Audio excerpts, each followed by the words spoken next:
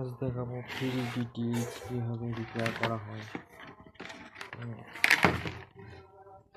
আমি পাওয়ার দিয়ে নিয়েছি, দেওয়ার পর কোনো লাইট নেই,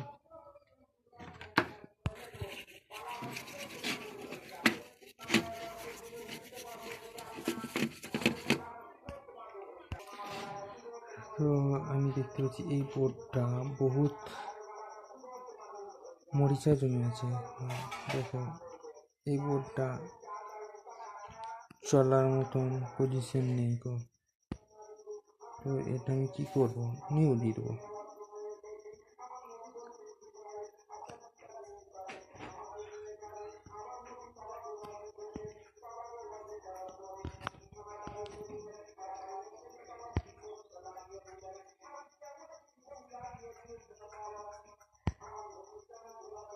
তো এটা আমি নিউ দিয়ে দেবো। দেখতে পাচ্ছ চলার পজিশন নাই, তার কারণ আমি যদি এটাকে রিপেয়ার করে দিই আবার একদিন পর আবার আমার কাছে ফের নিয়ে আসবে, সেটা আমার খারাপ লাগে। ওই জন্য আমি একবারে নিউ দিয়ে দেবো। যে নিউ নাহার কোম্পানি, দেখতে পাচ্ছ নিউ পিসিবি, এটিকে আমি ইনস্টল করে দেবো। তো এই বোর্ড লাগাবার আগে আমি একটা কথা বলে দিই, এটা খুব ইমার্জেন্সি কথা। এই যে এই কানেক্টরটা লাগাবার সময় ঠিক দেখে লাগাতে হবে, না হলে কি হবে, 1 সেকেন্ডের ভরসা হবে না, এই বোর্ডটা নষ্ট হয়ে যাবে। দেখতে পাচ্ছ এই কাটা, এই যে খাপ আছে এটা পিছন দিকে চলে যাবে, এটা উল্টো দিকে লাগিয়ে দিলেও ঢুকে যাবে, কিন্তু কারেন্ট যখন দেবে এই বোর্ডটা প্রবলেম হয়ে যাবে। তো দেখো এই যে দিকটা কাটা আছে, এই দিকটা এই সাইড করে দিয়েছি।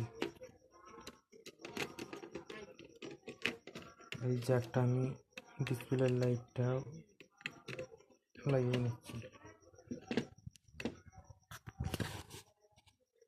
তো এই বোর্ড লাগানো খুবই সিম্পল। তো আমি এবার লাইন দিয়ে দেখবো চালু হচ্ছে কি না। লাইন দিয়ে দিয়েছি, তো আমি দেখতে পাচ্ছি আমার বোর্ড চালু হচ্ছে না। তা আমি আরেকবার ভোল্টেজ চেক করব। দেখতে পাচ্ছ আমি এখানে ভোল্টেজ চেক করব, দেখতে পাচ্ছ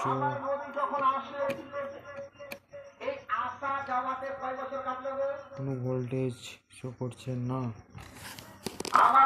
মেন কেবলের মধ্যে দেখেছি এটাই প্রবলেম, আমি এটাকে চেঞ্জ করব। আমি কেটে নিয়েছি, তো আমি এটা চেঞ্জ করে নিয়েছি।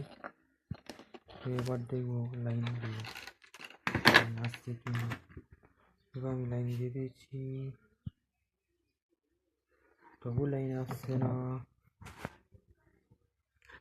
আরেকবার ভোল্টেজ চেক করবো এখানে পৌঁছেছে কিনা।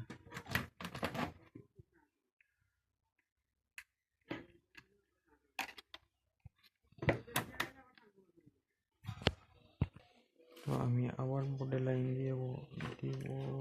লাইন দিলাম। এবার দেখবো আমার লাইন চলে এসছে, দেখতে পাচ্ছ।